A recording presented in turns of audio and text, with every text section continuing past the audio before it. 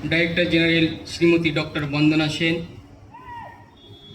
माननीय डीडीजी श्री ओंकार प्रसाद घोष महाशय, माननीय डीडीजी श्रीमती देवांजना दत्त महाशया,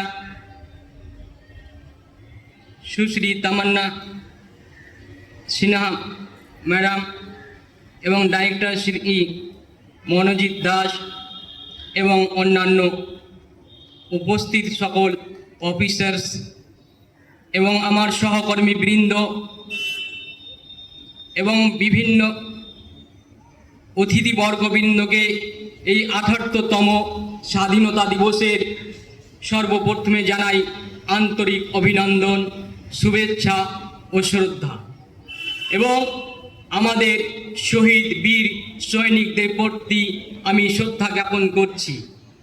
তারপরে আমি এই স্বাধীনতা দিবসের কয়েকটি কথা বলে আমি একটি কবিতা পাঠ করব। আজ আমরা সকলে জানি আজ থেকে ৭৭ বছর আগে যে এই 15 আগস্টের যে সূর্য উদয়টা হয়েছিল সেই সূর্য উদয়টা অন্য দিনের মতো ছিল না। সেই সূর্য উদয়টাই ছিল স্বাধীনতার সূর্য উদয়। দীর্ঘ 200 বছরের ব্রিটিশ সরকারের পরাধীনতা থেকে মুক্তি পেয়েছিল হাজার হাজার বীর পুরুষদের স্বাধীনতার রক্তদান ও জীবন উৎসর্গ করার মাধ্যমে। তাই এই দিনটি আমাদের কাছে বিশেষ গুরুত্বপূর্ণ এবং জাতীয় দিবস হিসাবে আমরা পালন করছি। তো জাতীয় দিবস বা এই শহীদ পতাকা উত্তোলনের মাধ্যমে এই দিনটিকে পালন করে থেমে থাকলে হবে না।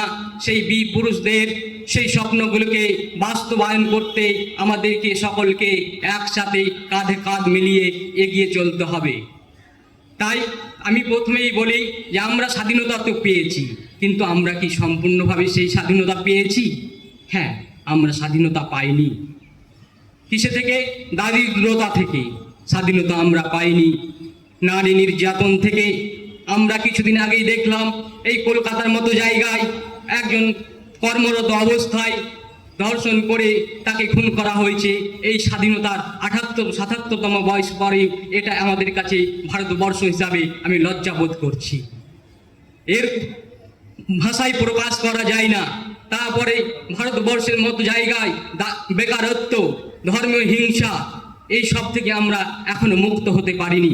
তাই আমি বললাম স্বাধীনতা আমরা এখনো পাইনি। স্বাধীনতা মানে একটি নির্দিষ্ট দিনে পতাকা উত্তোলন করে বা মিষ্টি মুখ করে বা ইতিহাসের কথা পাতায় স্বাধীনতার কথা বা গল্প কাহিনী শুনে থেমে থাকলে হবে না। এটাকে স্বাধীনতা বলে না।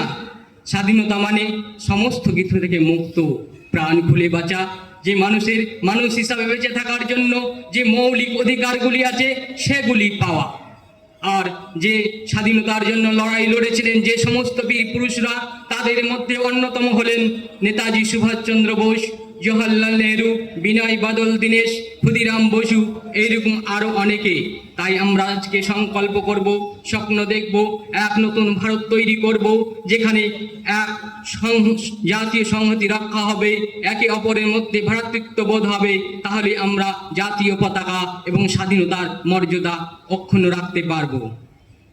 এই বলে আমি বক্তব্য শেষ করছি এবং একটি কবিতা রঙ্গলাল বন্দ্যোপাধ্যায়ের কবিতা শোনাচ্ছি।